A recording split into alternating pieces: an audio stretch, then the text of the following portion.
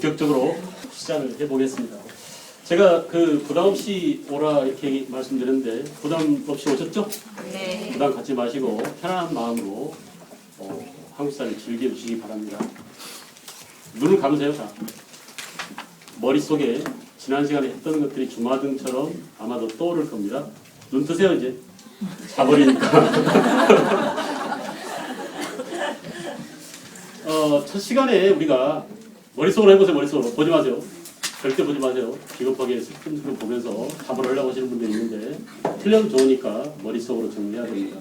이 피드백 과정이 있어야 종이가 아니라 내 머릿속에 내용이 바뀝니다.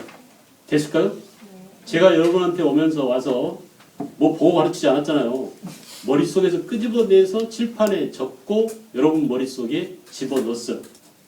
어떤 사람의 생각이나 어떤 사람의 마인드, 어떤 사람의 사상, 어떤 사람의 지식 이런 것들을 복제하는 걸 제가 뭐라고 그랬죠? 다 잊어먹었죠? 밈이라고 그랬어요. 밈. 들어봤죠? 네. 들어봤어요? 그래요. 제가 뭐 예수 또는 뭐 석가모니 또는 뭐 마호메트 이런 분들의 사상, 이런 분들의 마음 이런 것들이 인류한테 여러 사람한테 전이되고 복제되어서 그분들의 뜻을, 그분들의 사상을, 그분들의 마인드를 실천하기 위해서 아마 지금도 종교활동이 이루어지고 있다라고 했는데, 자, 여러분들도 이제 머릿속에 전이되어 있어야 합니다. 확인해 보세요. 없어지는 게 당연해요. 우리가 이제 과학에서 엔트로피 법칙이라고 있는데 항상 그 점차 세상의 모든 것들이 질서 있게 정돈해 놔도 무질서해집니다. 마치 방을 잘 정돈해 놔도 며칠 지나면 양말장이 굴러다니고 쓰레기가 굴러다니고 하듯이 이런 것들을 우리가 엔트로피 증가라고 얘기하죠. 그래서 무질서해진단 말이에요. 지식도 마찬가지예요. 잊어먹기도 많이 잊어먹지만 점차 무질서해져요. 그래서 뭐가 뭔지 혼돈스럽고 자꾸 뒤섞여지고 이래가지고 내용을 이해 못하는 경우가 많은데 그런 의미에서 한 번씩 청소해줘야 돼요. 어머니들이 청소를 하듯이. 그러니까 이 방에는 사람 아무도 안 들어갔어 라고 해도 들어가면 어때요? 먼지가 쌓여있고 뭔가 질서가 틀어졌다는 걸 알 수 있을 겁니다. 그래서 일주일이 지났으니까 다시 한번 정리를 해보도록 해요. 역사를, 한국의 역사를 전체를 딱 반으로 접는다면 어디서 접는다고 그랬어요? 뭘로 접는다고 그랬죠?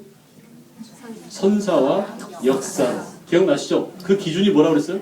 문자입니다. 문자가 있기 이전을 선사, 문자가 있기 이후를 역사시대라고 했습니다. 선사시대부터 들어갑니다. 선사라고 하는 큰 그릇 속에 두 개의 또 다른 큰 그릇이 들어있다, 담겨있다. 그죠? 그래서 선사시대를 우리가 다른 말로 바꿔서 말한다면 석기시대라고 할 수 있다. 그죠? 선사시대는 석기시대만 해당되고요. 그 석기시대는 다시 두 개의 그릇인데 하나는 뭐냐? 무슨 시대? 구석기. 또 하나는 신석기. 그렇죠. 구석기는 돌을 탁탁탁 떼내서 무슨 석기라고? 뗀석기. 그 뗀석기들의 이름은 어떻게 끝난다고 그랬어요? 개로. 외울 필요가 없다고. 그래서 비후비계, 이쑤시개 이런 것처럼 지우개 이런 것처럼 긁게, 밀게, 찌르게, 자르게, 쓴매 찌르게 이렇게 전부 다 개로 끝나는 놈들이 시험에 나오면 언제다? 구석기 시대다. 그죠? 그래서 따라 외울 필요가 없다고 그랬어요. 아주 간단해요. 거의 모든 문제가 대개 20문제에서 25문제 정도 나오는데 한국사가 알겠어요? 그런데 뭐 한국사 능력시험 이런 데는 한 50문제 나오지만 20문제, 25문제 이 정도 나오는 데서는 선사시대 문제가 한 문제쯤 나와요. 그러니까 그거 하려고 말이야 막 고민할 필요가 없어요. 아주 딱 정리하고 넘어갑니다. 알겠죠? 선사시대 이후의 역사시대는 문자가 발명된 이유다. 그래서 우리가 문자가 발명된 청동기 시대 이때부터 시빌라이제이션 문명시대로 돌입했다라고 얘기했죠? 네. 기억나시죠? 네. 질문해볼까요? 어느 줄 질문할까 이번에는? 지난번에 대주셨어요. 그러니까 질문 안 할게요.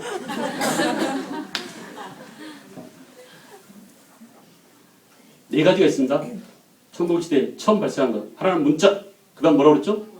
도시국가. 또 하나는 예, 사유재산의 발생. 그죠? 그게 계급의 발생이에요. 다시 도시, 국가, 사유재산, 계급. 그죠? 이렇게 해서 문명이 탄생했다. 그래서 세계 최초 문명, 메소포타미아 문명, 그 다음에 이집트 문명, 또 무슨 문명? 황하 문명, 인더스 문명 이렇게 4대 문명이 생겨났습니다. 다시 말합니다. 문명은 곧 뭐다? 시빌라이제이션이다. 이 시빌라이제이션이란 뭐냐? 세상이 도시화됐던 도시. 시빌라이제이션에서 앞에 나오는 시빅 이게 도시 이런 뜻이에요. 그러니까 여자들이 도시를 특히 좋아한다 이런 말 했었죠. 기억나세요? 그래서 사람들이 이렇게 도시를 선망하고 그 네온사인이 반짝이는 그 도시를 향해서 불나비처럼 막 사람들이 달려듭니다. 달려들다 보니까 지금 전체 인구의 절반이 서울과 경기도에 살고 있어요. 우리나라만 해도 도시가 많기 때문에 그렇죠. 농촌은 제가 요즘은 토요일마다 농촌을 가는데 완전히 그냥 빈집투성이에요. 농촌 거의가 다 빈집입니다. 그리고 할머니들이에요. 최고 젊은 사람이 제가 가는 충청도 보은 갈평리라는 그 후배가 하는 농장에 가는데 그 최고 젊은 놈이 내 후배야. 걔가 몇 살이냐? 54살인가 그래요. 근데 청년회장이에요. 청년회장이야. 그 자기 바로 위에가 71세 할머니랍니다. 그 위에가 88세 막 이래요. 그래서 그냥 애 취급받는 거예요. 50 몇 살짜리. 그래서 제가 왜 토요일마다 가느냐 하면 농촌에 왜 갔냐면 나라가 위태로워요. 현재 나라가 위태롭습니다. 그러니까 막 지금 떠드는 국정화 찬성 반대 이런 것들뿐만 아니라 나라가 위태로워요. 얼마나 위태롭냐면 국가가 사람들한테 돈을 대출해 줄 테니까 집 사라라고 해요. 그래서 돈을 대출 받아가지고 집을 삽니다. 그래 까짓 거 이자 해봐야 뭐 많아야 3%밖에 안 되는데 라고 하는데 12월 달쯤 미국이 금리를 인상한다고 합니다. 들어보셨죠? 오늘 아침은 뉴스 나오더라고요. 아마도 금리 인상 가능성이 미국에서 기침하면 우리나라는 무슨 일이 생겨요? 독감 걸립니다. 바로 감기 걸립니다. 그러니까 미국이 금리를 조금만 올리면 거기는 0%대입니다. 금리가. 근데 지금 미 금리를 얘기하는 그 연방준비위원회에서 금리를 12월 달에 인상할 것이라고 계속 흘립니다. 정보를 계속 줍니다. 그러니까 그 정보를 들으면 우리가 어떤 시그널을 보면 아 위험해 라고 준비해야 되는데 에이 그래도 설마 나한테까지 그런 위험이 오겠어 라고 하다가 제가 어저께 당했습니다. 딱 보니까 옆에서 교통수경이 딱지를 끊고 있더라고요. 그래서 이제 저는 거기서 유턴하려고 준비하고 있는데 유턴 신호가 왔습니다. 좌회전. 그 좌회전에서 유턴을 했는데 저쪽에서 우회전해 오는 버스가 있어가지고 못 갔어요. 근데 제 차는 이미 나가버렸습니다. 근데 버스 지나고 가니까 이미 파란불이에요. 그래서 교통한 딱 걸렸어요. 근데 교통수경이 있으면 안 돌아야 될 텐데 교통수경이 딱지 끊고 있는 걸 보면서 돌았어요. 인간이란 그런 존재예요. 위험함을 알면서도 가가지고 당합니다. 당하고 나면 합리화를 합니다. 에이 그래 따니까 뭐 내가 운전도 하다가 끌렸을 수도 있는데 최악은 아니지만 차악이라도 당했으니까 다행이다 이렇게 자기 위안을 합니다. 그럴까 봐서 그 시골을 주목했어요. 시골이야말로 우리가 살아가야 될 대안이다. 왜냐하면은 그리스를 보십시오. 에스파냐, 스페인을 보십시오. 난리 났습니다. 유럽 나라들 가운데 파산돼가지고 말이죠. 국가가 부도나고요. 가정 경제가 파탄지경에 이르고 그 그리스가 찬란한 문화유산 가지고 관광업만 종사해도 큰 돈을 벌었던 그리스가 완전히 가난뱅이 나라가 됐습니다.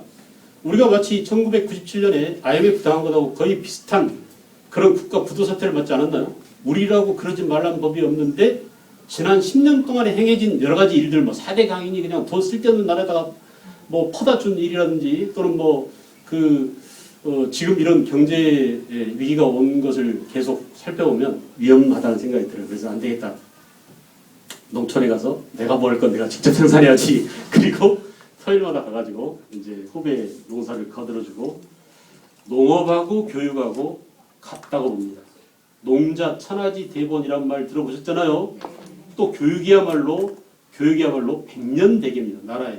그죠? 농사는 1년을 보고 농사짓고 농사는 길어봤댔자 1년입니다. 올해 안 되면 내년에 다시 갈아갖고 새 농작물 지으면 되는데 교육은 100년이에요. 그렇기 때문에 농업을 포기하거나 교육을 포기하면 우리나라는 망합니다. 그래서 제가 우리 나라를 구하려고 독립운동한다는 심정으로 농촌 가서 땅 파고 콩 두들기고 도리깨질하고 딱 하루만 하고 있습니다. 일주일에 하루만. 괜찮죠? 네. 나라를 구해야 될 거 아니에요. 누군가는. 근데 집사람은 농촌 안 가려고 그래. 이 도시, 문명, 그리고 네온사인, 또 뭐 백화점 이런 것들을 떠날 수가 없는 거예요. 그리고 농촌이 싫은 거예요. 벌레, 뭐 나타리 뭐 이런 게 싫은 거예요. 그래서 어쨌든 그런 준비를 해야 됩니다. 알겠죠? 자, 다시 하겠습니다. 다시 문명 언제부터라고요? 청동기 시대부터. 청동기 시대부터. 그래서 문명 4대 요건은 그렇다. 문자가 생기고 국가가 발생하고 도시화가 이루어지고 또 뭐라고 그랬어요? 사유재산 그것이 곧 계급이다. 계급. 알겠죠? 계급반. 이 네 가지가 문명 탄생 요건입니다. 그 시절에 우리도 국가가 생겼다. 기억나시죠? 이때부터 역사시대요. 이때부터. 그래서 고조선이 가장 먼저 등장한 우리나라 최초 국가였다. 그러나 고조선이라는 그릇을 열어보니까 또 다른 고조선들이 안에 담겨 있더라. 기억나시죠? 맨 처음에 무슨 고조선? 단군조선. 그 다음에 무슨 조선? 기자조선. 적어도 현재 밝혀진 바로서는 그렇지만 아마도 우리 고조선의 역사, 우리 고대사는 그보다 훨씬 더 무궁무진한 역사가 있을 텐데 현재는 하도 많은 놈들이 우리 역사를 밟아버리고 뭉개버리고 없애버리고 왜곡하고 말살시켜서 퍼즐의 몇 조각만 나와서 그렇지 어마어마한 고조선 역사가 있을 수 있다. 그건 뭐냐? 우리가 단숨에 지금 다 밝힐 수 없어요. 국정교과서를 쓴다고 그런 것들 다 집어넣을 수 없습니다. 역사는 이렇게 아무나 자기가 쓰고 싶다고 해서 쓰고 싶은 대로 쓸 수 있는 게 아니에요. 그죠? 그래서 우리가 지금부터 조금씩 준비해서 후손들에 의해서 역사를 밝혀내게 해야 합니다. 과학이 발전하면 우리가 직접 자금성 밑을 파보지 못한다 하더라도 엑스레이 찍듯이 중국에 있는 유물들을 우리 것을 밝혀내서 우리 역사를 강화시킬 수 있다고 얘기했죠?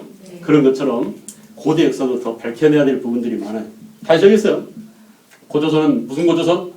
단군, 그 다음 뭐? 기자, 그 다음 위만. 이렇게 해서 고조선이 누구한테 망한다고 그랬죠? 한무지한테 망했어요. 몇 년? 그래요. 이거 하나 알아둬야지. BC 몇 년? 생각 안 나면 부처님 무슨 배? 108배. BC 108년에 고조선이 처음 생겼던 고조선이 망했습니다. 망했습니다. 자, 고조선이 망한 그 자리에 하나의 고조선이 망하자 수많은 고조선이 등장했다. 기억나시죠? 고조선이 죽자 그 고조선 후예들이 이렇게 한나라 놈들한테 떼놈한테 나라를 빼앗기면 안 되라고 여기저기 나라를 세우더라. 저 북쪽에 만주 송화강 유역에 뭐가? 부여. 그죠? 그 다음에 그 밑에 부여에서 가려져 나온 나라 누구라고요?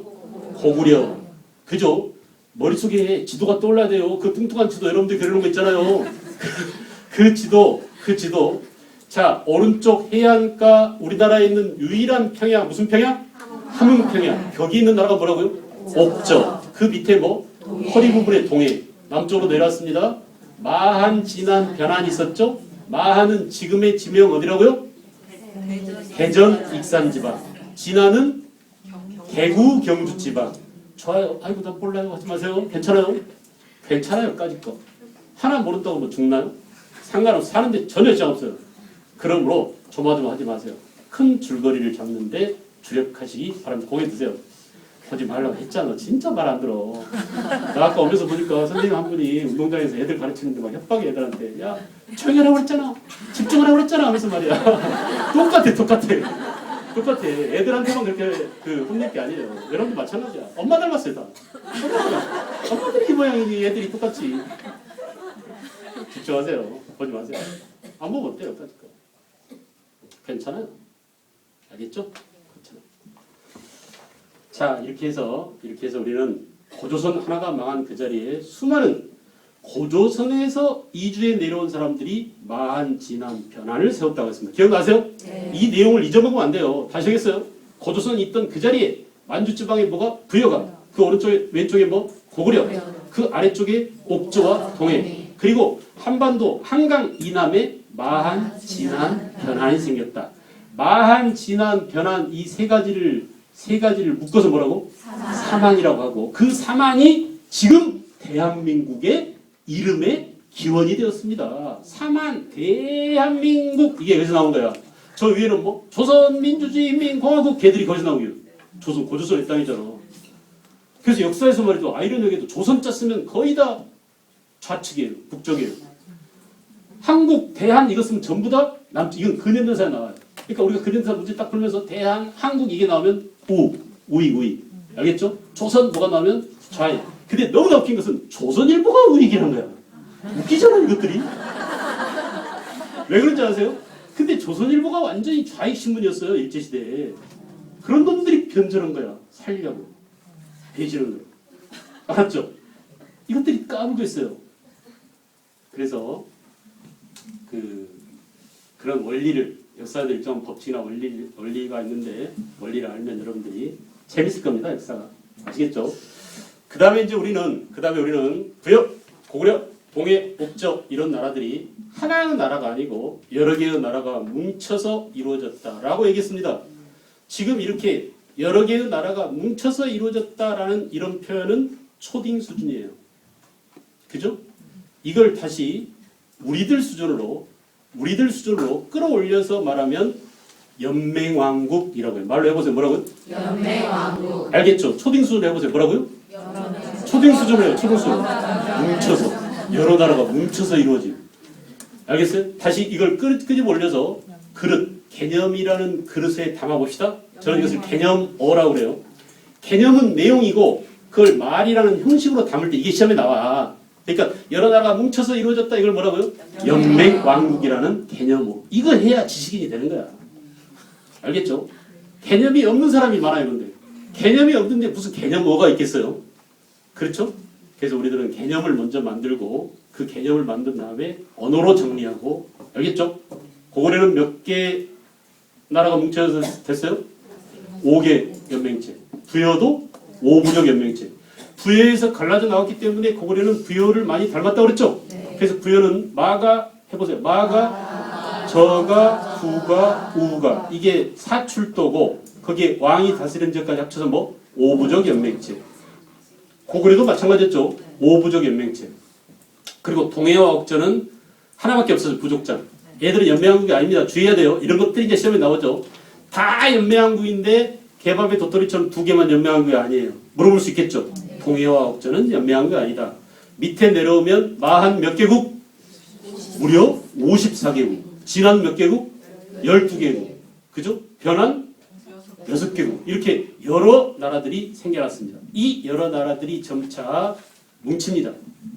우리가 물리나 이런 데서도 표면 장력이라고 하는데, 표면 장력은 우산에 물방울이 톡톡톡 튀는 모습을 보면 알 수 있죠. 큰 물방울이 있으면 연꽃잎에 물방울들 있잖아요. 큰 물방울이 있으면 작은 물방울이 어때요? 딸려갑니다. 그 점점 물방울이 커지죠. 연꽃 이렇게 돌려봤죠. 연잎 위에 이렇게 물방울 돌려봤죠. 이런 것처럼 힘이 센 놈은 힘이 약한 놈들을 점점 끌어당깁니다. 그런 힘이 있어요. 우리가 이제 이건 우주적인 힘이에요. 그죠? 그래서 지구도 하나의 큰 물질인데 이 물질이 우리 작은 물질들을 당기는 거야. 그러니까 여기서 뛰어내리면 어떻게 되겠어요? 밑으로 떨어집니다. 지구한테 당겨가는 거예요. 지구가 끌어당기니까. 이런 것처럼 자, 이렇게 어떤 힘센 놈이 힘이 약한 놈들을 끌어당겨 중앙에 있는 왕이 지방에 있는 작은 부족장들을 끌어당겨. 이걸 우리가 뭐라고 그래요? 중앙? 그죠? 권력이 중앙으로 모아진다라고 해서 뭐라고요? 중앙 집권화가 이루어진다라고 얘기하고, 이 중앙 집권화가 이루어졌을 때 비로소 뭐냐? 옛날에 여러 나라들이 뭉쳐서 연맹왕국을 이루고 있던 이런 나라들이 중앙 집권화 과정을 거쳐서 뭐가 된다고? 예, 중앙 집권 국가가 됩니다. 이걸 우리는 뭐라고 하냐? 고대 국가라. 비로소 국가다운 국가, 고대 국가가 되었다. 그죠? 아마 지난 시간에 여기까지 하지 않았나요? 그래서 고구려 백제 신라 다 했었죠. 그래 안 그래요? 고대 국가의 특징은 뭐냐? 연맹왕국에 비해서 첫째 무엇이 강화된다? 왕권이 대폭 강화된다. 또 이 왕권 강화를 위해서 거짓말을 친다. 임금은 부처님의 아들이야. 알겠어요? 부처님의 혈통을 이어받아서 이렇게 불교를 수용한다. 그죠? 그런 다음에 왕위를 어떻게 해요? 자손한테 물려줍니다. 처음에는 형제의 상속이었다가 나중에 부자 상속으로 갑니다. 형제의 상속 때보다 부자 상속 때의 왕권이 훨씬 더 강화된다는 사실을 알아야 돼요. 알겠죠? 그래서 왕위가 세습된다라고 외우지 말고 권력을 물려준다라고 개념으로 알아두고 그 개념어에 해당되는 게 뭐라고요? 왕위 세습 또는 뭐 왕권 상속 또는 뭐 형제 상속 또는 뭐 부자 상속 다 같은 말이야. 같은 개념인데 개념어만 다를 뿐이에요. 그러니까 우리가 진짜 알아야 될 것은 개념어를 외우는 게 아니라 개념을 알고 있고 이 개념이 여러 가지 언어로 표현된다라는 것들 여러분들 이해하면 돼요. 근데 외울 필요가 있어 없어요? 이해하는 게 중요합니다. 아 그렇구나 이치가 알겠죠? 물방울 생각하면 돼요. 큰 놈한테 뭉쳐. 점점점 물방울이 커져. 그 물방울이 더 큰 물방울을 만들어. 이게 뭐라고? 중앙집권화 과정이고 그 중앙집권화 과정에서 형제한테 왕위를 또는 재산을 상속해 주는 것보다는 자식한테 물려주는 게 힘이 더 훨씬 더 강화된 상태다라고 했어요. 그 다음 또 뭐가 있죠? 당연히 이제 힘이 센 나라는 힘이 약한 나라를 쳐들어갑니다. 정복합니다. 그래서 뭐라고? 영토 정복 국가적인 모습을 갖춘다. 그죠? 또 하나는 뭐냐? 이런 관계 속에서 이게 왕권 강하니까 이런 관계 속에서 중국에서 들어온 율령을 반포하게 된다. 그죠? 이렇게 정리를 했어요. 기억나십니까? 네. 다 있어요. 조바심 갖지 마세요. 아까 우리가 잠깐 얇은 책을 봤지만 책에 다 정리되어 있습니다. 그러니까 필기하려고 조바심 갖지 말고 배우려고 생각하지 말고 지금 잘 듣는 게 중요해요. 자, 우리가 그래서 고구려, 백제, 신라 세 나라를 놓고 보니까 이런 특징이 이런 중앙 집권화에 이와 같은 특징이 나타나기 시작한 게 고구려는 2세기 어느 왕 때? 태조왕 때. 말로 해주세요. 2세기 누구라고? 태조왕 때. 그죠? 백제는 몇 세기? 3세기 고이왕 때. 그런데 백제는 3세기 고이왕 때 이미 출발하자마자 이런 것들을 거의 다 갖췄다. 왜 백제가 그랬을까요? 왜 백제는 오히려 고구려보다 빨리 서둘러서 율령을 정비했을까요? 갈등이 많아서. 좋아요. 머리 좋아요. 그렇죠? 왜 갈등이 많아요? 백제가 고구려에서 내려온 사람들과 마한 사람들이 뭉쳐서 나라를 세웠죠.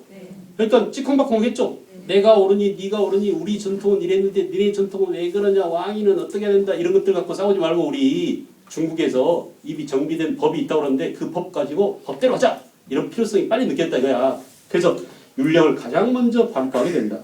백제는 3세기 고유왕 때 스타트하자마자 체제를 정비합니다. 신라가 가장 늦었어요. 신라는 몇 세기에 비로소 출발하냐? 4세기 어느 왕 때? 예구왕 때 비로소 출발한다. 여러분 항상 원인이 있습니다. 얘가 빨리 체제를 정비한 원인이 갈등 때문에, 갈등을 봉합하기 위해서는 시스템, 제도 정비가 필요했다고 하듯이 신라의 제도 정비가 가장 늦은 이유는 뭘까요? 괜찮아. 아무나 대답해보세요. 뭐 물어볼게요. 내가 그러면 경상도 남편하고 사는 사람 손들어. 집에 있는 사람은 경상도다. 나 말고 자기 집사람이, 자기 집에 있는 사람이 경상도. 그래요? 경상도? 경상도? 어떻던가요? 되게?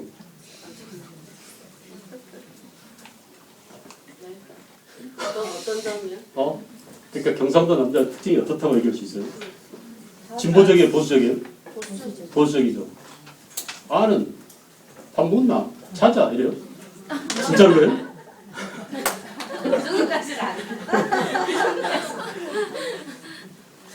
경상도, 그러니까 우리가 이제 역사적으로 따지면 대구 경주 지방, 이 지방이 한반도의 가장 동남쪽에 고립되어 있습니다. 그러니 선진 외래 문화가 들어오기에 유리할까요? 불리할까요?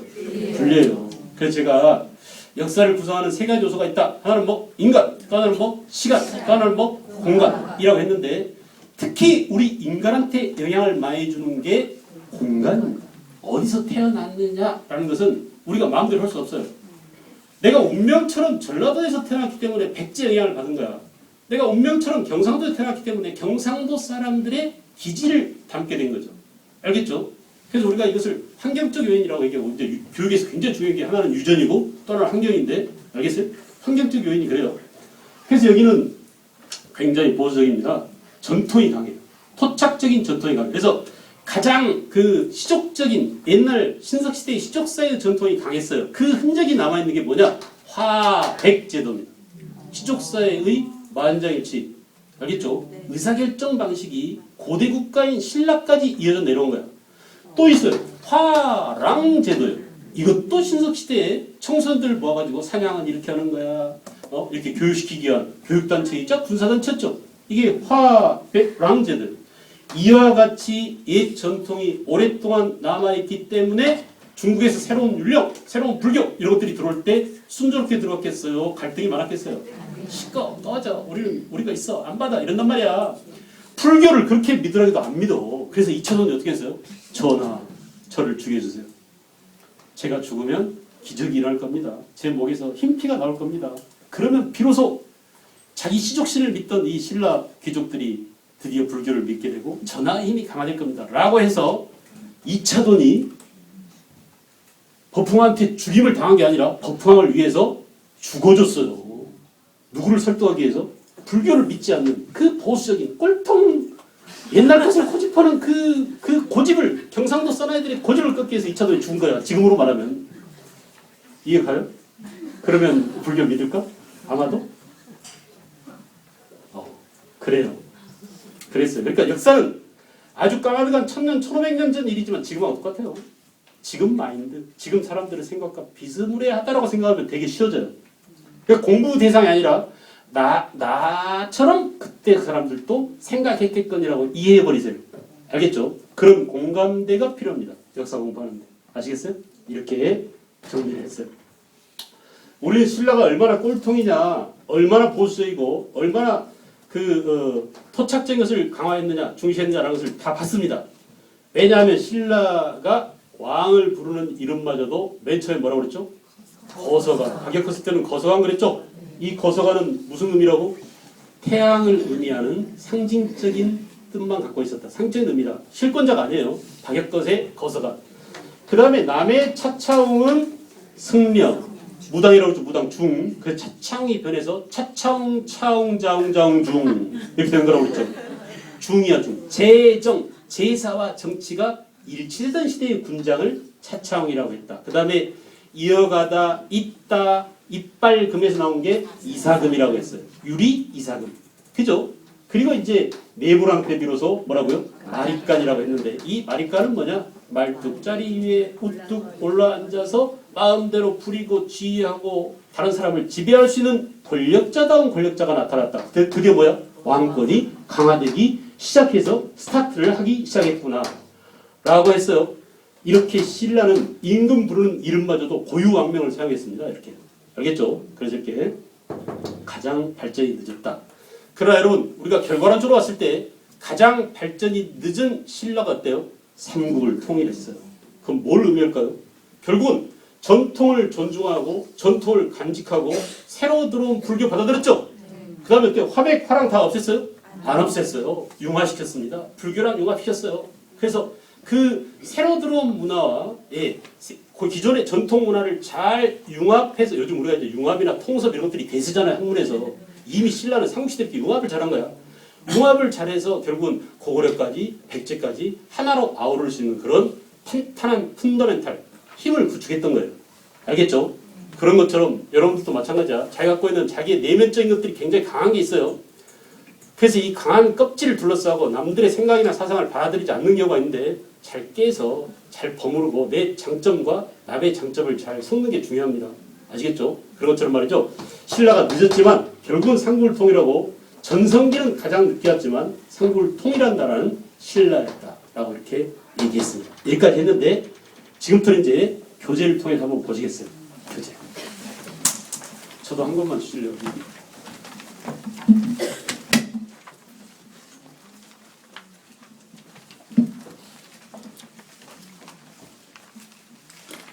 자, 그렇게 하고 싶던 필기를 마음껏 즐기세요. 알겠죠? 필기를.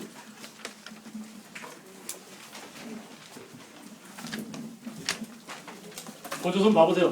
고조선. 단군조선 기원전 몇 년이라고? 3페이지 이거. 3페이지. 얇은 거. 얇은 책. 됐어요? 고조선, 단군조선. 그죠? 그 다음에 무슨 시대에 단군조선이 성립됐다고? 청동시대. 잘 기억이 됩니다. 청동시대에 단군조선이 성립. 우리나라 최초의 국가였다. 그래요. 그 다음에 점차 군장 세력을 통합하고 단군 왕검이 건국했는데 우리가 이렇게 단군이 고조선을 세웠다라는 사실은 뭘 통해서 알 수 있다고 그랬죠? 잠깐 뭘 통해서 할 수 있다고 그랬죠? 단군 신화를 통해서. 그죠? 단군 신화가 어디에 수록돼 있어요? 단군 신화가 삼국유사. 그죠? 삼국유사. 또 삼국유사 이외에도 제왕운기, 세종실록 지리지, 동국여지 승남. 너무 빠릅니까? 적지 말라는 의미예요. 알았어요? 그냥 삼국유사, 제왕운기 정도만 알아두세요. 알겠죠? 여러분들 한국사 능력시험 1급 공부할 시험 보려고 한 건 아니잖아요. 그러려면 제 강의를 또 들으라고 열어준다니까요. 걱정하지 마세요. 알겠죠? 그것까지 자세히 하면 여러분들 다 잡니다. 4분의 3은 재워놓을 수 있다니까요, 제가. 그러니까 그런 거 하지 말고 그냥 그렇구나 알아두세요. 그리고 고조선 사람들의 생활 모습을 기록한 법이 있었습니다. 무슨 법? 팔조법이 있었죠. 이 팔조법은 중국의 역사책 한서지리지에 수록되어 있어요. 팔조법은 중국의 역사책 한서지리지에 고조선의 기본 법전인 팔조법이 담겨 있다. 됐습니까? 여러분, 법이 많은 사회가 좋은 사회예요? 법이 없는 사회가 좋은 사회예요? 법이 없는 사회가 좋은 사회. 그러니까 법이 8개만 있다는 얘기는 그 사회가 좋은 사회였다, 나쁜 사회였다? 좋은 사회였다는 말입니다. 지금 법이 몇 개 있어요, 여러분? 세법만 해도 얼마나 많은지 몰라요. 가장 복잡한 게 세법이죠. 돈 내라고 국가가 돈 뜯어가는 거예요. 나 어저께 그냥 유턴하다 6만 원 뜯겠다니까? 알겠어요? 하여간 이렇게 법이 없는 사회, 법이 8개만 있어도 나라가 유지되는 그런 사람들의 미풍양속이 살아있는, 양식과 도덕이 살아있는 그런 사회였습니다. 자, 그 다음에 이제 거기 보세요. 영역, 요령지방에서 한반도 북부를 차지합니다.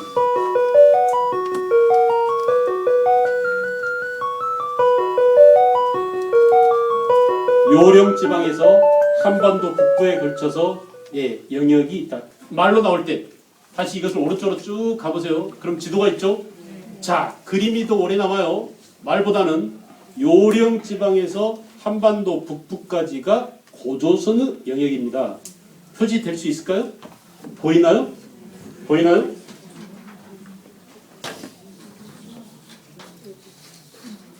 그래서 이거 보세요. 이렇게 여기까지가 고조선의 영역입니다. 자, 아주 단골로 시험에 잘 나오는 거예요. 애들한테 강조할 때는 이걸 강조됩니다. 알겠죠? 고조선 영역과 관련된 유물을 물어요. 첫째, 손잡이가 달린 손잡이가 달린 미송리식 토기가 있어요. 말로 해보세요. 무슨 토기? 미송리가 동네 이름이에요. 발견된, 그 토기가 발견된 동네 이름이 어디라고? 미송리야, 미송리. 그래서 그림으로 그리면 이런 모양이에요. 단지처럼 생겼죠? 여기 손잡이가 있어요. 그리고 이 그림을 반을 쪼개가지고 여기로 표면을 보여주는데 표면에 이렇게 집선 모양의 무늬가 있습니다. 이거 무슨 톡이라고? 미송리식 토기. 말로 해보세요. 무슨 토기? 미송리식 토기. 고조선의 영역. 그러니까 이거 보세요. 여기가 무슨 반도? 요동반도. 했었죠 우리가 공간. 여기가 무슨 지방? 요서지방. 여기 무슨 강?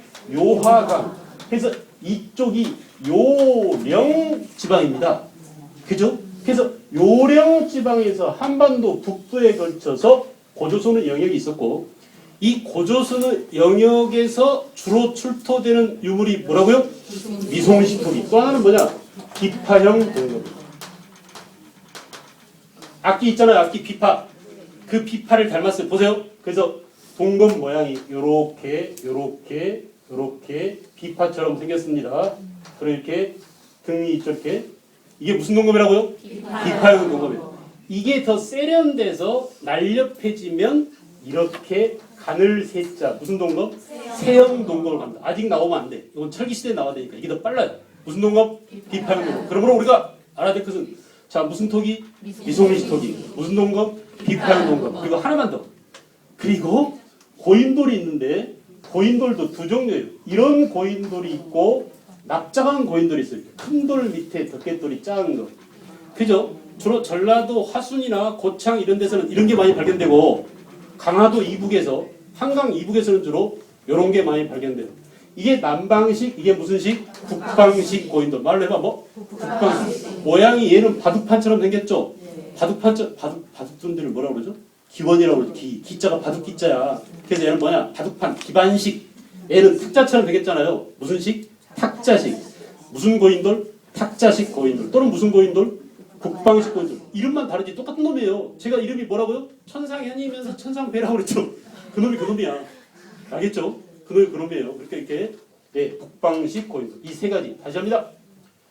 미송시토기, 비파용동검, 북방식 고인돌. 이미지로 그림으로 기억하는 게 훨씬 오래가요. 말로는 어때요? 외우지 않아도 보면 보이잖아. 탁자식. 손잡이가 있는 미송식토기. 이게 뭐라고요? 이게 고조선의 세력 범위를 보여주는 유물이다. 제가 왜 엑스레이 얘기한지 알죠? 과학이 더 발전하면 우리가 아직 발굴 못한, 파보지 못한 그 지역의 유물까지 훤히 들여다봐가지고 이런 것들이 여기서도 발굴되네? 여기서도 발굴되네? 그러면 이게 전부 뭐야? 고조선의 영역이야. 근데 웃기는 것은 말이죠. 우리가 지금 이게 고조선 영역이 되게 뿌듯해져. 고조선 사람한테 물어봅니다. 그 당시 사람한테. 당신 대한민국 와라 그러면 알겠어요? 모르겠어요? 아무 상관 그 사람들은 그냥 우리는 여기 사람이에요. 이런 거야. 알겠어요? 그러니까 우리 생각이지 그거는. 우리 생각이지. 뿌듯할 이유가 하나도 없습니다. 그냥 객관적으로 봤을 때 그 당시 고조선의 영역이 이런 유물로서 입증되어질 수 있다. 됐습니까? 끝.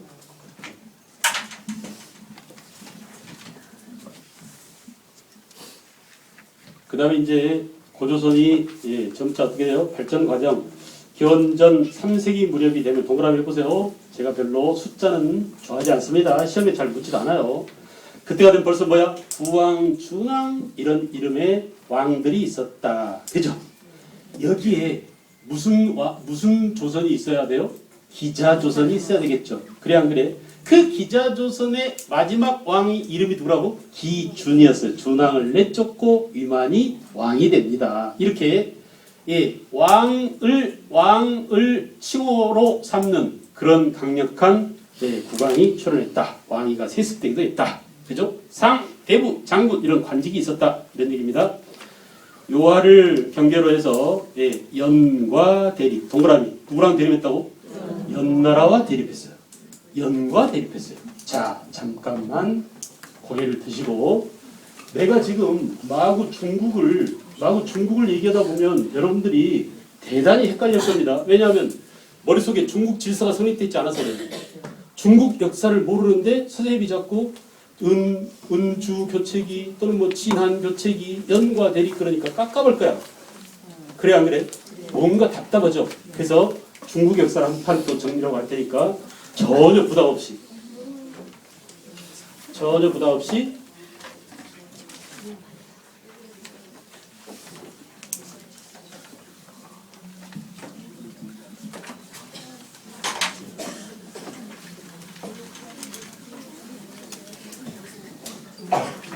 나 칠판을 이렇게 몸살을 해보는 게 처음이었죠.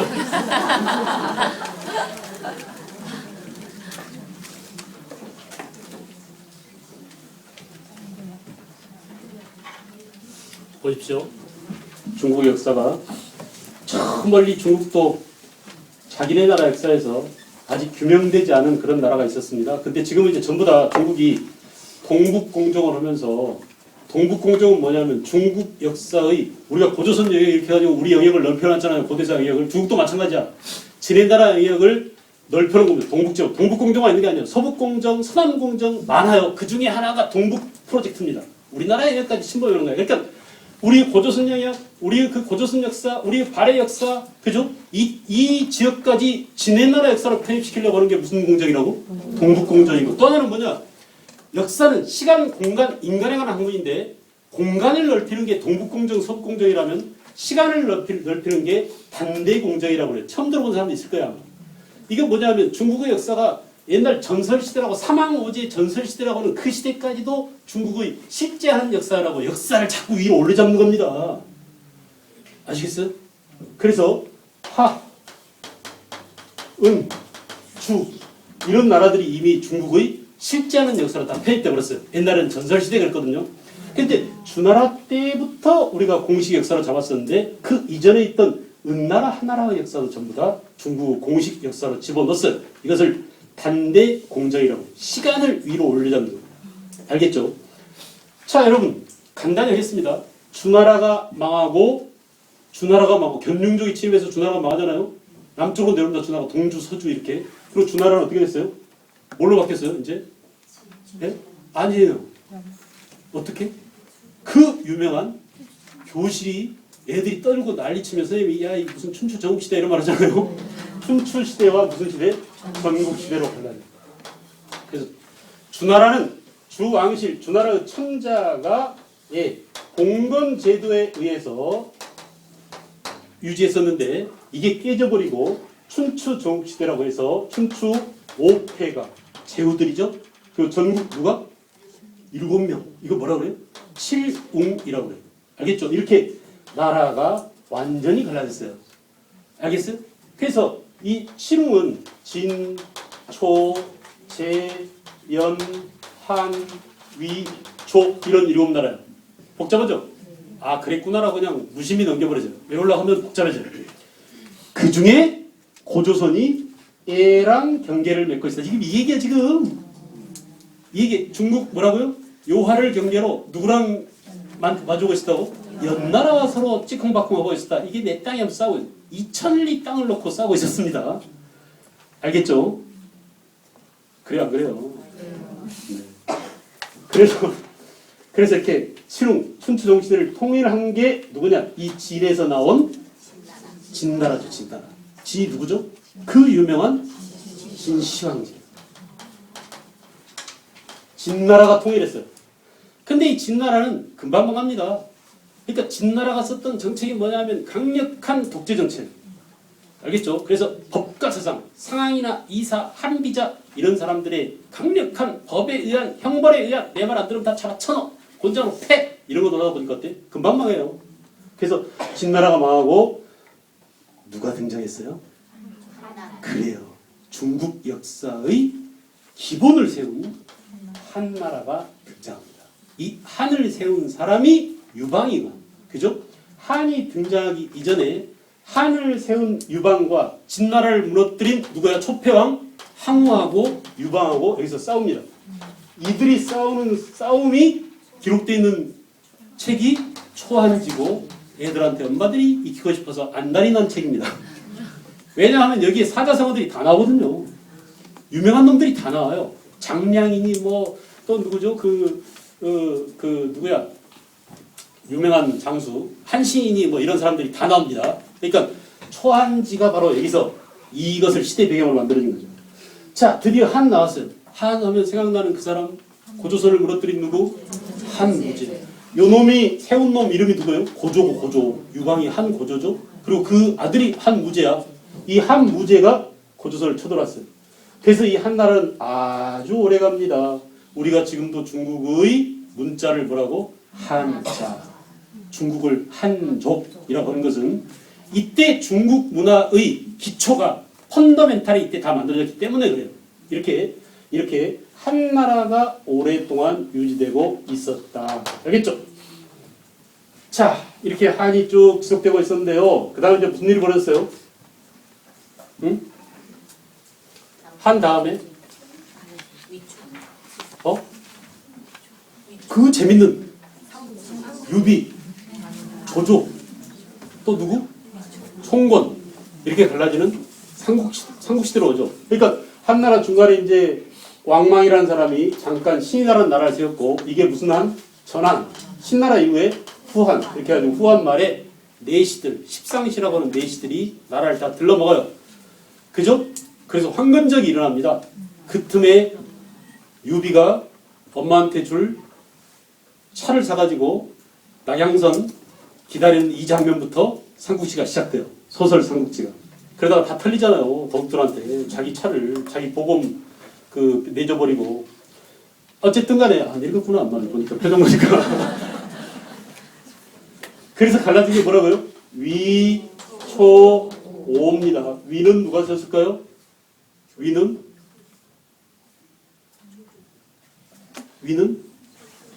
조비가 세웠어요. 조조의 아들 조비입니다. 조조는 나라를 세우지 않았어요. 조조는 한 나라의 승상으로서 한 나라의 신하로서 있었고 그 아들 조비가 위를 세웠어요. 그 다음에 촉은 누가? 유비가 유비. 그죠? 유비. 오는 송거이죠. 송거. 이렇게 해서 삼국시대가 전개되더라. 알겠죠? 위촉오로 분열됐어요. 자, 중국이 통일된 중국이 분열을 맞이했고 분열된 중국이 다시 통일됐고 통일되면 다시 분열되는데 이때는 엄청난 분열을 맞이하게 돼요. 그래서 어떻게 됩니까? 위촉오를 통일한 게 누구야? 위나라에서 나온 누구죠? 제갈공명하고 싸우다가 맨날 진 놈이 누구예요? 사마중달이죠. 그 사마중달의 후손인 사마염이라는 사람이 진을 세웠어요. 진. 이게 서진입니다. 서진. 그리고 그 진은 다시 중국 북쪽에서 말탄 놈들, 김한민족, 유목민족 5 오랑캐가 쳐들어와요. 이걸 뭐라고 그래? 5호. 얘네들이 쳐들어와서 몇 개 나라를 세워? 16개 나라를 세워. 이게 무슨 시대?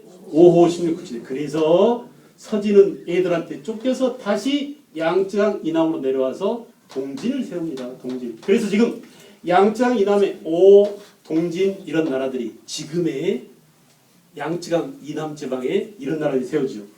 자, 서진은 다시 어떻게 했어요? 통일. 오신국을 통일. 누가? 북이가 통일. 북이는 다시 동위로 나눠지고 졸리죠? 다 알고 있어요. 참으세요 좀만. 동위와 뭘로 나눠지고 서희. 동위에서 북제가 나오고 서희에서 북주가 나오고 여러분 중국에서 안 태어나길 잘했죠? 복잡해요? 안 복잡해요? 진짜 복잡해요. 감사하세요. 한국은 이렇게 복잡하지 않아요. 단순해요. 그러라고 일부러 해준 거야. 하나도 알 필요 없어. 우리나라 역사가 아니거든. 중간에 가끔씩 이놈들이 뭐 나오긴 나오는데 다음 페이지 한번 쫙 넘어가 볼래요? 쫙 정리해놨어요. 얼마나 감사해요. 나왔어 안 나왔어? 다 나왔죠. 고마워 안 고마워? 고마워. 적을 필요 하나도 없어요. 그러니 지금까지 무겁던 마음을 다 내려놓고 저바심을 내려놓고 아하 여기 다 있구나 이렇게 안도의 한숨을 내시기 바랍니다. 알겠죠? 지금 우리가 뭐다가 이게 나왔어요? 연, 고조선이 누구랑 대립하고 있었다? 이 복잡한 중국 역사 가운데 연과 고조선이 대립할 만큼 고조선의 힘이 어땠다? 셌다라는 강했다. 중국과 맞짱 뜨고 있을 만큼 고조선의 힘이 강했다. 이런 내용이야.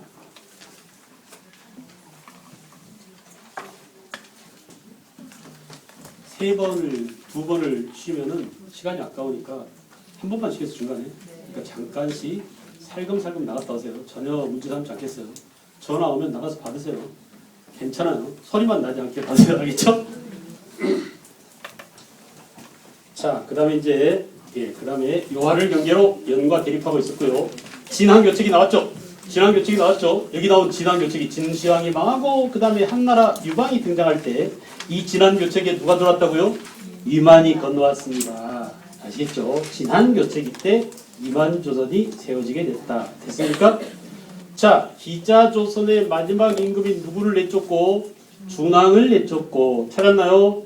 위만이 집권했어요. 그래서 유이민과 그 토착인이 연합해서 세운 나라 이해하. 중국에서 건너온 유이민이죠. 원래 고조선 땅에 살고 있던 사람들 뭐예요? 토착인이죠. 애들이 서로 연립정권을 세워서 진한교책 때 위만조선이 등장했다. 자, 철기 문화가 진짜 본격적으로 들어왔다. 이게 중요합니다. 다시 앞으로 나가보면 철기 문화가 그 이전에 기원전 5세기 무렵에 이미 들어왔어요. 그러니까 중국 전국시대에 우리나라에 철기가 들어왔었는데 기원전 5세기니까 더 먼저죠. 지금 나중에 진한교책이 때 위만이 건너오면서 뭐라고요? 본격적인 철기 문화가 들어왔어요. 잠깐 한숨 쉬면서 고개를 들으세요. 내가 지난 시간에 아주 중요한 얘기를 했어요. 문화란 뭐다? 인간이다. 기억나시죠? 아까 기원전 5세기 중국의 이때 전국시대에 우리나라에 철기가 들어왔는데 이게 기원전 5세기 BC 5세기 BC가 뭐라고 그랬죠? 비포 크리스트. 그죠? 이 기원전 5세기 이때 철기가 들어왔는데 이때는 철기가 맛보기로 들어왔어요. 철기가 날개 달려 들어오니까 철기를 가지고 온 사람들이 건너왔다는 얘기야. 사람들이 조금 왔다는 얘기야. 철기 들고. 근데 철기가 떼가지러 온 게 언제라고요? 위만이. 무려 2,000명을 끌고 왔는데 그들 손에 전부 다 철제 무기가 들려 있었어. 그럴 것 같아요. 본격적으로 철기 문화가 들어온 것은 언제다? 위만조선이다. 이거예요. 물어봅니다. 알겠죠? 구분할 줄 알아야 돼요. 철기가 처음 소개된 것은 기원전 5세기 전국시대고 철기가 진짜 떼거지로 몰려온 것은 언제다? 위만조선 때 본격적으로 철기 문화가 수용되게 됐다. 이런 것들이 시험에 나온다 이거야. 그 다음에 이제 중국 한과 예, 남방의 진 사이에 중개무역, 중요 표시하는 중개무역. 그래서 고조선은 얘네들과 중개무역했어요. 알겠죠? 중국의 한과 그러니까 이런 셈이야. 고조선이 이렇게 있다면 고조선이잖아 이렇게. 남쪽에 있는 진, 고조선 남쪽에 진이 있었는데 이 진과 중국의 한 사이에 무슨 무역? 중개무역으로 강성.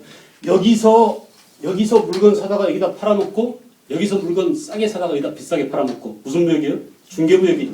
그런데 나중에 어때? 한나라가 힘이 세지니까 야 비켜. 내가 다이렉트로 교육할 거야. 너네 빠져. 애들이 가만히 있겠어요? 우리는 새끼들아 뭐 먹고 살으라고. 싸우겠죠. 이 싸움이 커졌어요.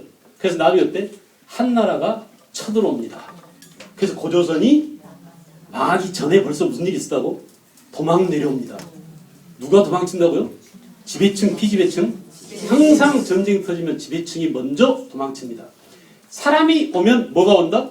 문화가 옵니다. 위에 고조선은 문화가 아래로 내려옵니다. 위에 고조선은 무슨 문화가 내려올까요? 그래요. 이미 철기가 들어와 있잖아. 철기 문화가 내려와서 남쪽에 뭐가 세워져? 삼한이 이때 세워진다 이거야. 이해됐어요? 이 연결고리를 거의 몰라요. 이 연결고리를 몰라요. 에이씨 그냥 외우면 돼 이렇게 해가지고 도대체 이놈의 스토리가 어떻게 전개되는지 몰라요. 그러니까 재미가 하나도 없어요. 알겠죠? 이렇게 스토리를 만들고 나면 역사가 재미있어져. 끈을 연줄 잡고 이렇게 연 날리듯이 점점점 둥둥둥 떠오릅니다. 알겠죠? 연이 자꾸 꼬라박고 연줄이 끊어지면 재미가 하나도 없잖아요. 그래 안 그래? 잘 이렇게 달래서 바람을 타게 만들면 신바람 나는 그런 역사 놀이가 전개될 거예요. 알겠죠?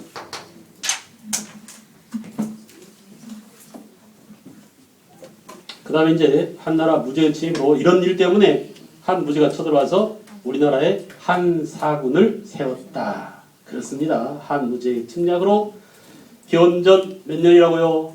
108년에 한나라에 의해서 고조선이 망했다. 그러나 고조선이 망한 그 자리에 뭐가 등장한다? 부여, 고구려, 동해, 옥저, 삼한 이런 여러 나라들이 세워진다. 다시 여러분 봐보세요. 그 밑에 보면 어때? 중국 역사가 쫙 전개돼 있죠? 중국 역사가 전개돼 있죠? 다시 그 밑에 또 봐요. 전체적인 틀이 또 나와 있죠? 몇 번씩 지금 이렇게 되풀이되고 있는 겁니다. 고민할 거 하나도 없어요. 보다 더 큰 틀에서 보세요라고 이렇게 밑에 지금 방금 했던 3페이지 아래쪽 표 2개를 보세요. 그래 안 그래? 하나는 뭐? 중국의 역사가 또 그 밑에는 뭐? 전체가 쫙 뚫어잖아. 알겠어요? 이렇게 구성이 되어 있습니다. 넘어가세요. 다음 페이지로 넘어갑니다. 그럼 이제 초기 여러 나라들이 보입니다. 초기 여러 나라들이. 자, 중요합니다. 초기 여러 나라들. 시험에 맨날 나오는 것들이죠. 시험 본다고 생각하고 이제 한번 해봅시다. 부여 위에다가, 부여 밑에다가 이렇게 적어주세요. 이 말 하나면 다 끝난다. 목축. 목축. 짐승 기르는 거 목축. 알겠죠? 다시 여러분 부여는 뭐다? 부여는 뭐다? 목축이다. 하여간 나봐. 목축과 관련된 말이 나오면 무조건 부여야. 우리 역사 전체 5천년을 통틀어서 목축을 주로 했던 나라는 뭐밖에 없어요? 부여 하나밖에 없어. 그러니 외워야 될까? 이해해야 될까? 끝이야 끝. 바로 여러분 한번 들어가 볼까요? 자 밑에 줄 거 이제 줄 거라. 말, 모피, 목축이에요 아니에요? 목축이에요. 그래 안 그래? 말과 모피가 특산물이란다. 그죠? 농경 목축은 외울 필요가 없습니다. 그 다음에 보세요. 마가자가 우가 목축 냄새가 나왔나? 말똥 냄새 나죠? 돼지똥 냄새 나죠? 다시 마가는 뭐야? 말. 저가는 뭐예요? 어떻게 알았어요? 저팔계. 그 저자입니다. 저팔계 저자예요. 돼지야 돼지. 알겠어요? 구. 양두 구육 할 때 그 구가 개 구예요. 제 넥타이를 보세요. 개 500마리가 그려져 있어요. 거의 안 보여. 거의 안 보여. 이게 다 개야. 이게 큰 게, 작은 게. 좋아하는. 이미자도 개지. 70년 개띠.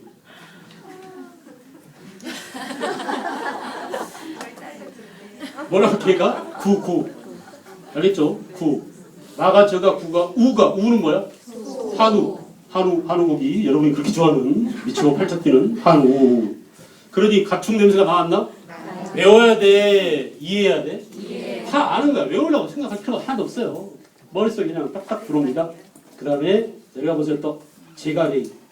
마가, 저가, 구가, 우가 모여서 제가가 뭐냐? 마가, 저가, 구가, 우가잖아요. 가가 부족장들한테 되게 가라고 했지. 가. 알겠어요? 마가 우리만 그런 게 아니야. 저 고구려도 뭐가 있어? 고조선도 뭐가 있어요? 대가, 상가 이런 게 있었죠. 아까 고조선 관직명에도 봤잖아요. 고구려도 마찬가지야. 고구려도 가짜 붙은 그 관직명이 많습니다. 이렇게 가는 부족장을 말하는데 제 가는 뭐냐면 에브리 가라는 얘기야. 여러 가들이 모인다. 알겠어요? 여러 가들이 모여서 제가 회의를 열었다. 됐죠? 사출도.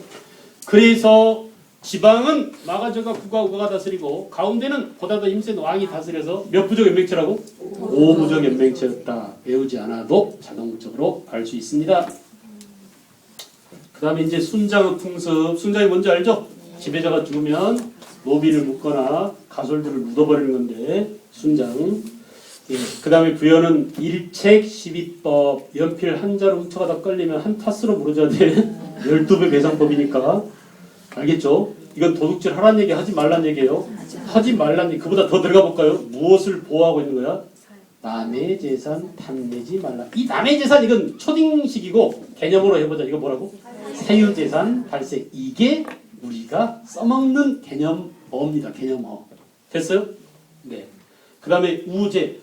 소 발굽을 보고 제자가 발굽. 구제역 알죠? 구제역. 네. 그게 발굽 있는 놈들한테 걸리는 병이잖아. 제자가 발굽 제자예요. 우제는 뭐겠어? 소 발굽을 쫙 보고 점을 치는 거예요.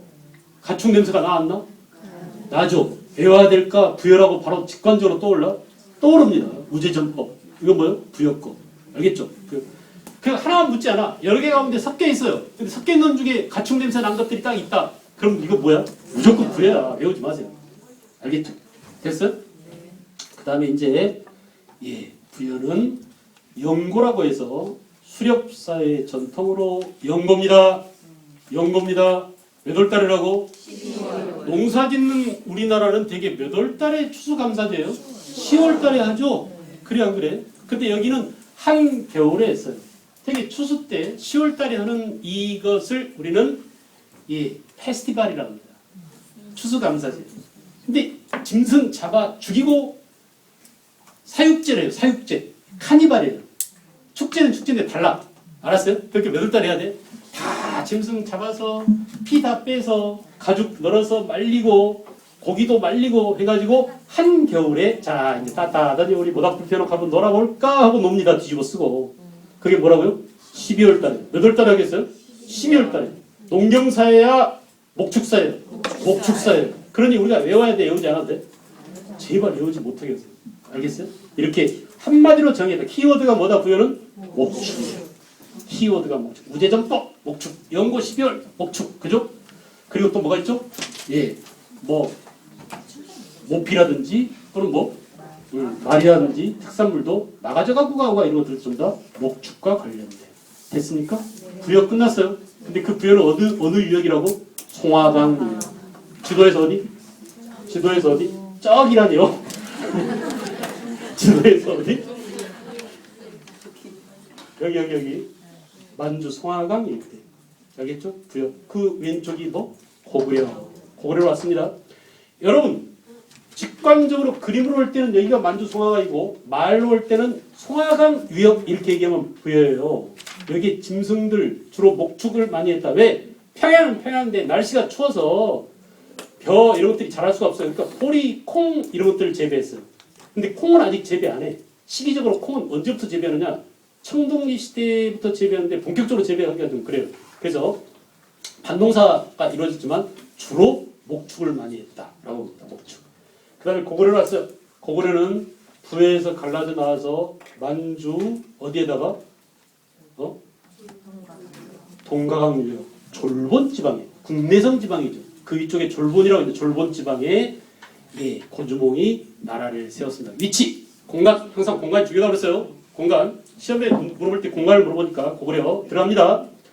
압록강 지류인 동가강 유역의 졸본 지방에서 건국을 했다. 고개 드세요. 부여의 키워드가 뭐라고요? 목축이라면 고구려의 키워드는 뺏어먹는 겁니다. 초딩식 표현으로 뺏어먹는 경제예요. 우리식 표현으로 개념으로 정리해볼까? 무슨 경제? 약탈 경제. 약탈을 하면 뭘 잘해야 돼? 싸움을 잘해야 돼. 싸움과 관련된 표현들이 나오면 무조건 고구려입니다. 빼앗아 왔어. 저장해둬야 돼. 어디다 저장해둬요? 창고를 따로 만들어둬야 되겠죠? 이 저장해온, 약탈해온 물건을 저장해두기 위한 창고를 부경이라고 했어요. 오케이? 오케이? 싸워야 합니다. 멀리 있는 적을 죽이려면, 내가 다치지 않고 죽이려면 활이 더 중요하겠죠. 활. 고구려 특산물이 뭐라고요? 활이요. 활. 알겠어요? 맥궁이라는 활이 특산물입니다. 다시 산악지방으로 농경이 어려워서 양식이 부족. 왜 뺏어먹는지 알겠죠? 네. 왜 뺏어먹는지 알겠죠? 네. 왜 뺏어먹는지 알겠죠? 네. 산악지방에 산대요. 군대 가면요 산악훈련합니다. 공수부대 애들도요 산에다 떨어뜨리면 혼자 찾아오라고요. 대검하고 나침반하고 지도하고 주고. 그럼 어떻게 해야 돼? 개구리 잡아먹고 나무 껍질 몇 개 먹고 그렇게 삽니다. 왜 그런 훈련을 시킬까요?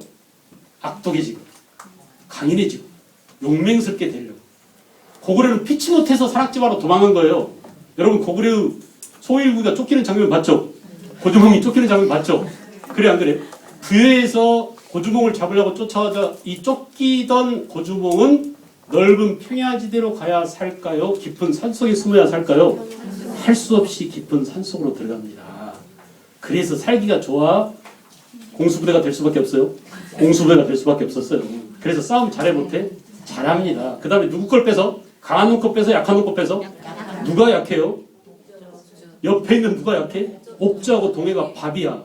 그러니 애들이 잘 클 수 있어 없어요? 두들겨 맞다가 못 컸어요. 옥주와 동해 두 나라는 클래야 클 수가 없어. 고구려한테 하도 못 잡아줘. 다 고구려가 여기서 약탈해가지고 어디다 쌓아놔 쟤네들? 부경이라는 창고에 쌓아뒀어요. 관계를 아시겠죠?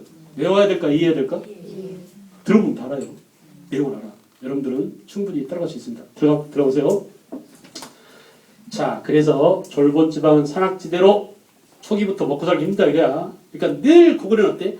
야, 넓은 탁 트인 산악지방 가서 농사 좀 실컷 한번 지어보고 싶다고 어때? 항상 새로운 땅에 진출하려는 영토 정복 야욕에 불탑니다. 알겠죠? 그래서 늘 힘을 길러서 땅을 뺏겨. 강이 보이는 대로 가자. 평야가 있는 대로 가자. 그래서 무슨 정책 해야 돼? 남하 정책. 드디어 장수왕 때 어디로 옮겼어요? 평양전도 대동강 유역까지 진출했습니다. 그렇죠? 그죠? 그리고 또 어디로 끝없이 내려오려고 그래? 한강 유역으로 진출하려고 해요. 한강 유역을 다 먹지는 못했어요. 그래 안 그래? 그러나 장수왕의 남하 정책 때문에 결국은 한강이라는 이 비옥한 이 지역을 백제가 버리고 어디로 갑니까? 공주로 가고 한강 유역까지 누가 진출? 고구려가 진출. 그 고구려의 원동력, 힘은 바로 뭐냐? 결핍이에요. 알겠죠? 무엇을 하고자 하는 열정, 열망 이것은 뭐야? 결핍에서 나옵니다. 없기 때문에 가지려는 욕망이 굉장히 가열찼어요. 알겠죠? 고구려. 그 다음에 이제 국내성으로 옮겨서 오부적 연맹을 토대로 발전하고 한 9년을 공략 다 쫓았습니다. 요동지방으로 진출했어요. 한 9년을 공략하고 옥저를 정복해서 화구로 삼습니다. 외우지 않아도 된다고 그랬죠? 그 다음에 내려가 볼까요? 중대한 범죄자는 제가회의를 통해서 제가회의 어디서 나왔더라? 부여에서 나왔죠. 고구려가 어디를 탈출해서 고구려를 세웠어요? 부여. 보고 배운 게 어디 거야? 부여 겁니다. 고구려하고 부여하고 되게 많이 다르면서 몇 부족 연맹체? 5부족 연맹체. 제가회의가 있어요. 그래서 어때? 야, 저 새끼 전쟁에서 지고 왔어. 죽여버려. 알았어요? 전쟁에 지면 사형이야. 그러니 열심히 싸우겠어요? 뒤지게 안 싸우겠어요? 죽으라고 싸웁니다. 목숨 내놓고 싸웁니다. 그래서 이렇게 중대 범죄자 이런 것들은 사형에 처하고 가족을 노비로 삼았다. 그리고 집에 딸밖에 없어. 싸울 사람이 없어. 굶어 죽기 딱 좋습니다. 그럴 때 어떻게 해야 돼? 잘 싸울 만한 놈 한 놈 데려다가 대릴사이로 삼아야 되겠죠. 양자가 아니야. 대릴사이입니다. 그래서 이 대릴사이제 뭐라고 그래? 예서제라고 그래. 말로 해보자. 뭐라고? 예서제. 대릴사이제. 자, 주몽과 유화부인을 조상신으로 섬겨. 다 알죠? 고주몽과 유화부인. 그리고 10월에는 추수감사제인 동맹이라는 제천대를 거예요. 10월에. 부여는 몇 월달이라고 그랬죠? 12월인데 고구려는 왜 10월일까요? 네? 옆에 놈들이 농사 때 축제하는 거야. 그때 뺏어갖고 같이 축제하는 거예요. 알겠죠? 그래 안 그래요? 걔네들이 농경민족이 아니고 옥저는 유일한 평야지대에서 특산물이 오곡입니다. 오곡. 옥저가 오곡하고 해산물이에요. 여기서 뺏어다가 실컷 먹는 거야. 알겠어요? 그러니 10월 달에 부여, 영고, 고구려 뭐라고요? 동맹. 이름을 구별해줘. 알았어요? 웃긴 웃고 다 재밌게 했는데 정작 생각날 게 생각 안 나면 큰 문제죠. 그래 안 그래? 다시. 부여는 뭐라고요? 몇 월달? 12월. 고구려는 몇 월? 10월. 뭐라고요?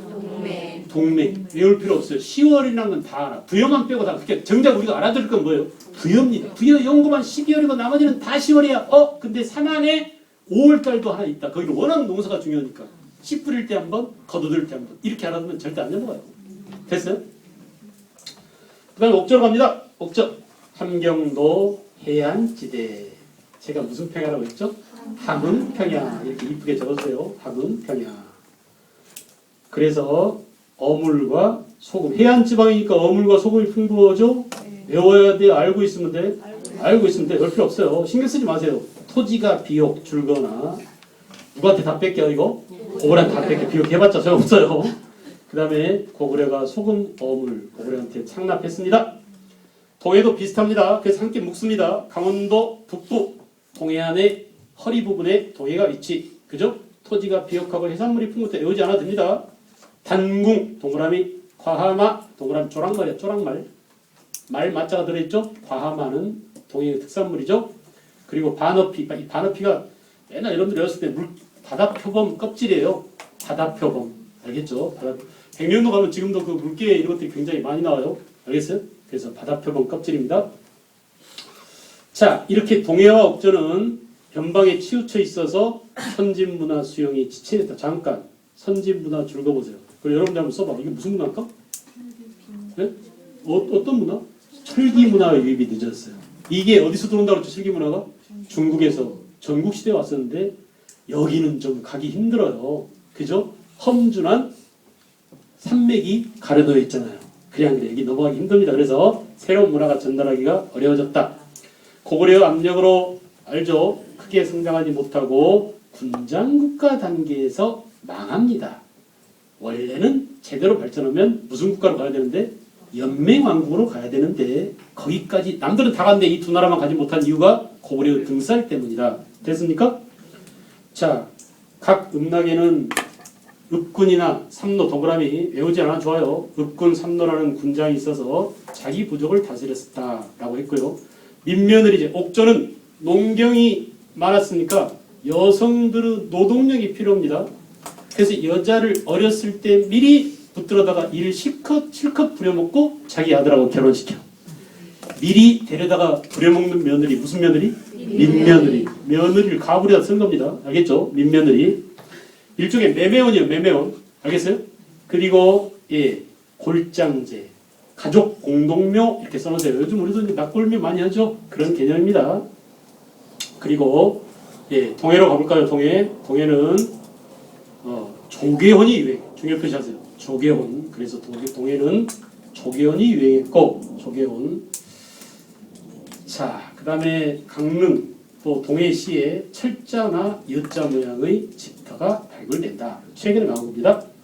그 다음에 동해는 무천이라는 제천대가 몇 월달? 10월달. 배우지 않아도 됩니다. 삼한, 마한, 진한, 변한이 있는데 특히 그 마한은 대전, 익산, 천안 지방, 그죠? 또 진안은 경주, 대구 지방, 그죠? 변화는 부산, 김해 지방입니다. 철기 문화를 바탕으로 농경이 중요합니다. 다시 하겠습니다. 삼한은 뭐예요? 농경입니다. 특히 특히 사망 가운데 변함에서는 뭐가 생산됐다?